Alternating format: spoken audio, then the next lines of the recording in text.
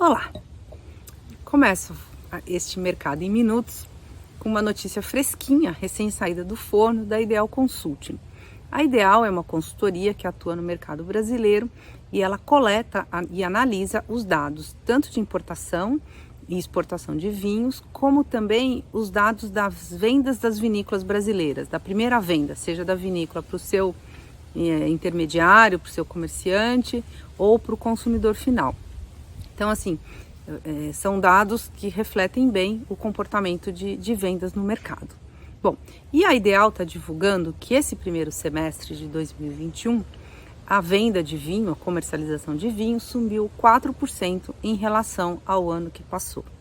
Bom, e com isso a gente chegou a 208,5 milhões de litros comercializados de janeiro a junho. O que subiu? Primeiro, o que mais cresceu proporcionalmente foi o vinho fino brasileiro. Isso é muito bom de ver, né? O vinho de qualidade brasileiro ganhando mercado, com um crescimento de 114% na comparação com o igual período do ano passado. Outra categoria que cresceu muito foram dos espumantes brasileiros. A gente já muito chamou atenção para a qualidade crescente desses espumantes e eles cresceram 67%, mesmo com todas as restrições de tempos de Covid. E a outra parte do mercado que cresceu bastante foram os importados, com 38,9% de aumento na comparação com o primeiro semestre do ano passado. O que caiu? Caíram as vendas do vinho de mesa, com 19% a menos do que no ano passado, no primeiro semestre do ano passado, e dos champanhes e espumantes, com redução de 3%. Bom, esses dados mostram primeiro assim, o vinho de mesa, quando começou a pandemia, o vinho de mesa logo começou a vender mais. Teve uma procura do brasileiro pelo vinho, né? O vinho se tornou a bebida da pandemia e o primeiro a mostrar crescimento de venda foi o vinho de mesa. Os importados, eles no primeiro momento as empresas frearam as vendas, frearam o que eles iam nacionalizar. Então assim, o primeiro semestre, a base de comparação para os importados e para os vinhos finos, ela era mais baixa do que é para o vinho de mesa. Então, assim, o vinho de mesa, não é que ele não cresceu, mas ele cresceu menos, né? Comparado com o ano passado, ele não cresceu mais do que o primeiro semestre do ano passado. E, além disso, o vinho de mesa, ele sofre de uma questão, é um gargalo do setor, que é a questão de garrafa. Como é um produto mais barato, não dá também para ficar importando garrafa e o mercado brasileiro sofre uma carência de garrafa, então eles têm uma dificuldade grande de envasar os seus vinhos, né? E por outro lado, o crescimento do vinho importado, tanto maio quanto junho, o real se valorizou um pouquinho frente ao dólar. Isso faz com que as empresas importadoras decidam nacionalizar. Está mais barato nacionalizar. Agora, foi mais barato nacionalizar em junho do que em abril, por exemplo, pela cotação do dólar. Então, esse é o resultado do primeiro semestre aqui no Brasil, fechando com crescimento de consumo, o que é muito bom, né? Vamos ver agora como começa o segundo semestre. O que a gente já pode dizer é que está frio e o Brasil é um país que consome mais vinho tinto e que consome muito vinho quando a temperatura baixa. Então, esse friozinho, com esse vinhozinho aqui, tinto, vem bastante a calhar. Outros destaques que eu queria trazer aqui. Primeiro, o Alentejo, acho que o mundo todo se preocupa com a sustentabilidade do planeta e a questão de produção mais sustentável de vinho é um tema importante, né? Importante, acho que para todos.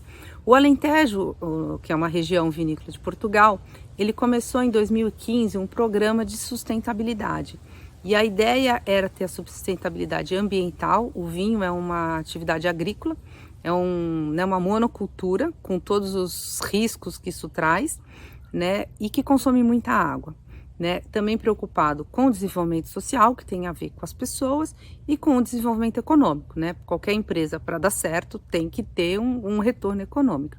Então, eles começaram a pensar no projeto, uma série de parâmetros, desde construção de casas de morcegos para que os animais venham e comam os pequenos pequenos bichinhos que podem atrapalhar um vinhedo, desde a redução, campanhas para reduzir água, tem uma série enorme de parâmetros que isso foi sendo avaliado ao longo desses anos, né? até que se chegou à decisão de dar selos para as vinícolas sustentáveis. Os primeiros selos chegaram agora, estão sendo lançados recentemente, e ele vai no contrarótulo da garrafa.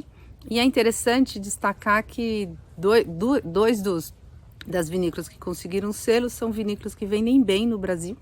Uma herdade dos growers e outra herdade dos coelheiros, as duas com um selo de sustentabilidade. Tem outra também que já tem o selo, que é a herdade dos lagos, mas ela é menos conhecida aqui dos brasileiros, e outras virão. Atualmente são mais de 400 vinícolas alentejanas que participam desse programa, né?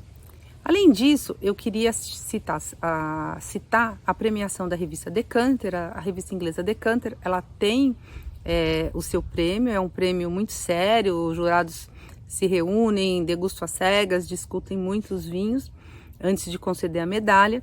E o Brasil, nessa última edição, saiu com 42 medalhas. A grande maioria é medalha de bronze, né? Com destaque para os espumantes, com foco também em moscatel. Teve muito moscatel premiado, que é um estilo de vinho que os ingleses apreciam bastante, e também algum vinho de colheita invertida.